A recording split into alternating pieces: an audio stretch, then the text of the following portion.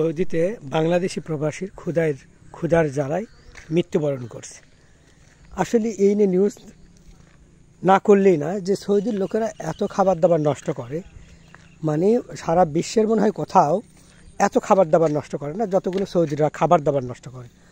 আর সেই দেশেই আপনি ভালো করে দেখুন, সাগরের বুকেই যদি পানির অভাবে মারা যায়, এর চেয়ে দুঃখ আর এর চেয়ে কষ্টের কিছু আছে? যে আমি সাগরেই আছি অথচ আমি পানি পান করতে পারছি না, সাগরে থেকেও আমি পানির অভাবে মারা যাচ্ছি। তো সৌদি আরবে এত খাবার দাবার থাকার পরেও সেখানে একটা বাংলাদেশি তরুণ মারা গেল ক্ষুধার জ্বালায়। এটা কি সৌদিদের জন্য লজ্জাজনক নয়? এবার আসি মূল কথায়। মূল কথা হলো যে সৌদি আরবে যে আমাদের বাংলাদেশে একটা তরুণকে আপনারা দেখেছেন মারা গেছে, একটা দালাল, যে এই দালালের মূল দোষ হলো দালাল, মানে দালালের কারণে এরকম কি তার মৃত্যু হয়েছে। ভাই, এটা নিয়ে বললে অনেক বলা লাগবে, একটা বিস্তারিত আলোচনা করা দরকার, তবু আমি সংক্ষেপে একটু হলেও বলার চেষ্টা করব। এক নম্বর কথা হলো, আমরা সৌদিতে কেন যাই? নিশ্চয় আমাদের ভাগ্য খারাপ, এটাকে চেঞ্জ করার জন্য, মানে এই যে অভাব নামক অভিশাপ, এখান থেকে মুক্ত পাওয়ার জন্য আমরা সৌদিতে যাই, যে 2টা টাকা কাজ করব, করে এনে বাড়িতে দিব। তাহলে কষ্ট থেকে বাঁচার জন্য, সুখে থাকার জন্য আমরা সৌদিতে যাই। তাহলে এই দালালরা এটা বোঝে না কেন?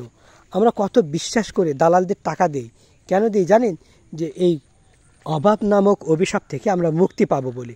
কিন্তু সেই বিশ্বাসের জায়গায় দালালরা নষ্ট করে দেয়। এই যে সৌদি আরবে যে যুবকটা গিয়েছে, যে দালালটা মানে পাঠিয়েছে, এই দালাল একটা চক্র। এখন দেখা গেল যে তাকে ভুলভাল ভিসায় পাঠিয়ে দিয়েছে, এবং আরও আশ্চর্যের বিষয় হলো তাকে কোনো কাজ দেওয়া হয়নি। তার কাগজপত্র মানে লিগালি না, ইনলিগাল, মানে নকল আর কি।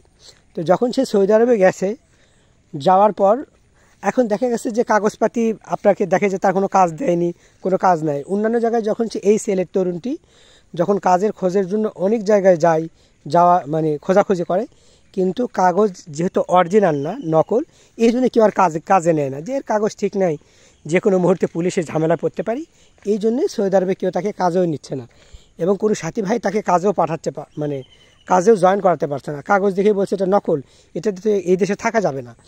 এখন এই যে যুবকটি কখনো মসজিদে, কখনো রাস্তায় মানে ঘুমিয়ে কাটাচ্ছে, কখনো না খেয়ে আসে, কখনো মসজিদ থেকে কোনো খাবার দিলে সেখানে খাচ্ছে, মানুষের থেকে চেয়ে, বা মসজিদে আর কয়দিন পেট চলে, তাই না?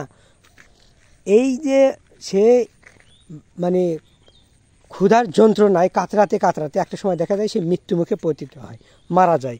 এখন যে টাকা নিয়ে তার লাশ যে নিয়ে আসবে পরিবারে, সে পরিবারের টাকাও নেই, কারণ ঋণ করে দালালকে টাকা দিয়েছিল। দালালদের উদ্দেশ্য কিছু কথা না বললেই না। দালাল, তোরা হলো হারামি জাত। আমার কথা হলো বাংলাদেশ সরকার এখানে দোষ আছে। এখন বলবেন সরকারি কিভাবে দোষ?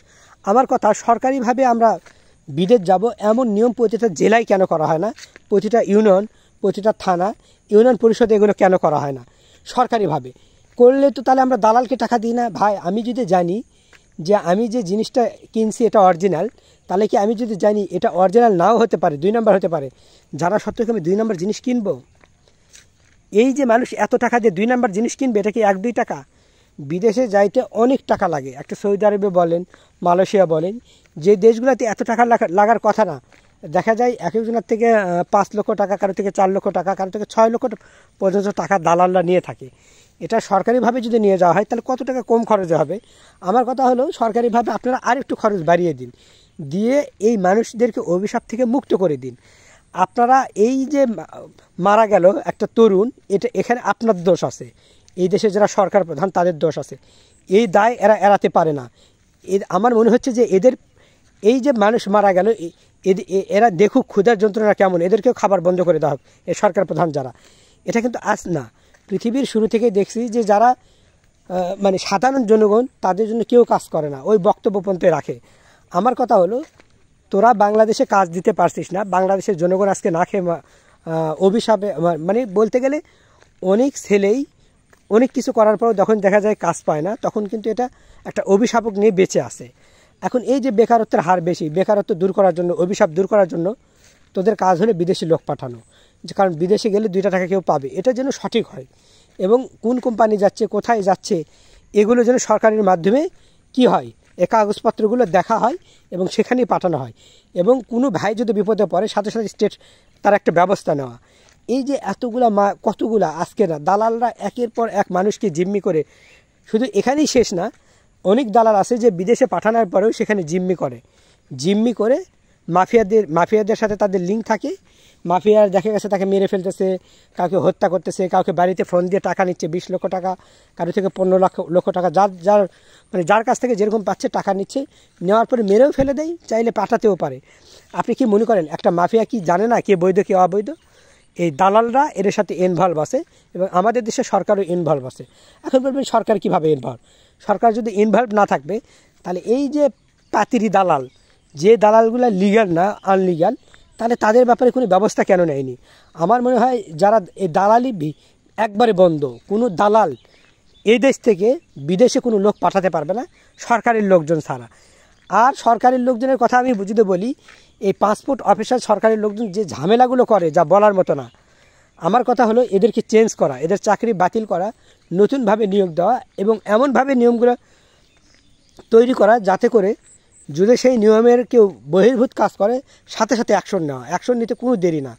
এতে করে কি হবে যে সেই নিয়মগুলো বজায় থাকবে এবং সরকারি লোকজনও যেটা গ্রামে ভাষায় বলে টাউটগিরি করতে পারবে না। এই যে দালালদের কারণে কত মায়ের বুক খালি হয়ে গেল।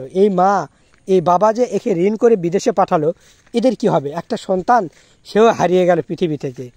সন্তানের মুখ দেখে অনেক সময় বাবা মা বাঁচে, সেই সন্তানও যদি মারা যায় তাহলে এর চেয়ে দুঃখজনক আর লজ্জাজনক কী হতে পারে?